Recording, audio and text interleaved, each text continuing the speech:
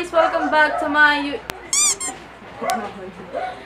So yan guys, welcome back to my YouTube channel. It's me again, ang ating mong piling Koreana. Take 2. So yan, nagdadalagang ate nyo. So yan guys, welcome back to my YouTube channel. It's me again, ang ating mong piling Koreana, ang malabs. So for today, ang aking content, again and again and again and again, again and again and again and again. So, yan. Kung mapapansin nyo ulit ang aking background, ang aking content today is MB reaction. Yes. Walang bago. So, yan. MB reaction ulit ang aking content ngayon. So, yan. Pinagpapawisan na yung aking ilong. Yan. So, sabi nila pag pinagpapawisan daw ang ilong sa Rosa. Pero hindi naman ako masyadong ganun. Dahil wala akong jowa. So, yun. Ang aking MB reaction today is Do or Not by Pentagon. So, yan. Yes, Pentagon lover din ako. Pinakagusto ko nilang kanta yung yung yung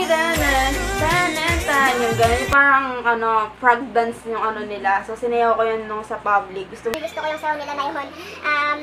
Ito ang aking reaction ngayon. Do or Not by Pentagon. So, ang bias ko dati talaga doon. So, si Wish, yan. Si Wish at saka si Kino. Nakikita kasi ko sa kanila ng dalawa kasi ang liit nila. So, yan. And sayang na si Idon. Wala na siya sa group. So, yan.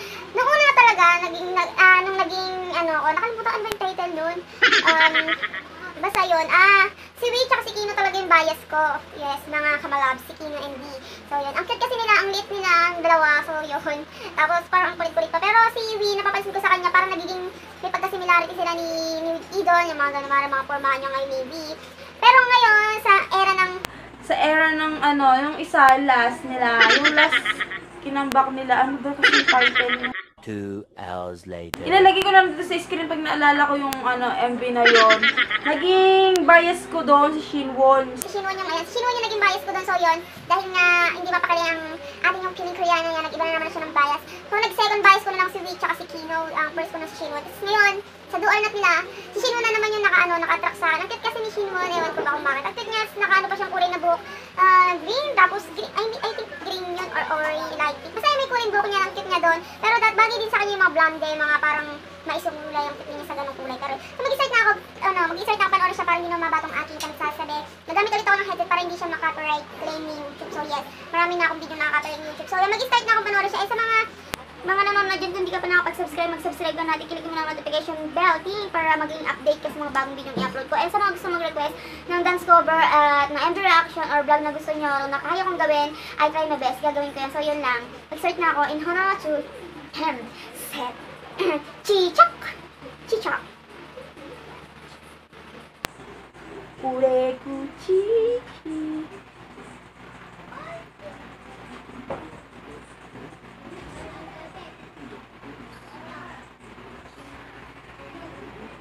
Okay, start.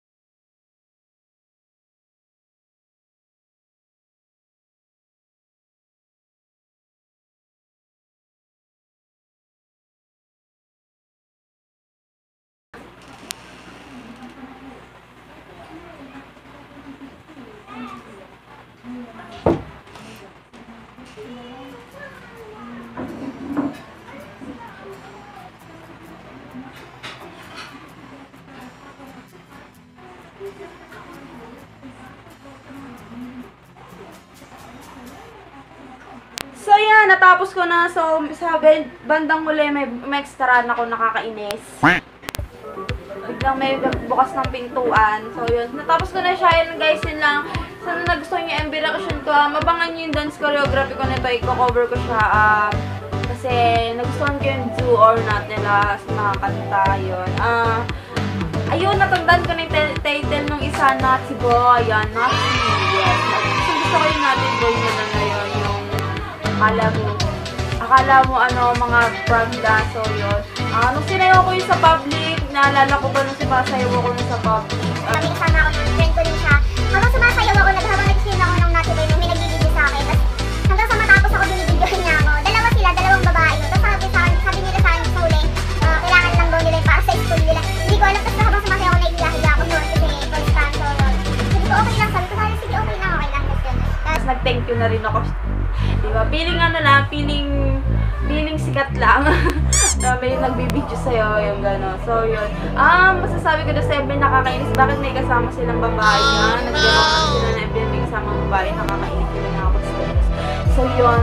Mga ganyan-ganito. Siyempre, di lang naman ako nakaramdam sa mga iba pang mga fan girl. Diba? Pag nakikita yung mga idol niya na may mga kasama nila sa MB, parang ouch. Pag sinukuran ko yung puso. So, yun. Yun lang masasabi ko. Ang cute na, no? Sa napanood ko yung nito, yung dance choreography nila.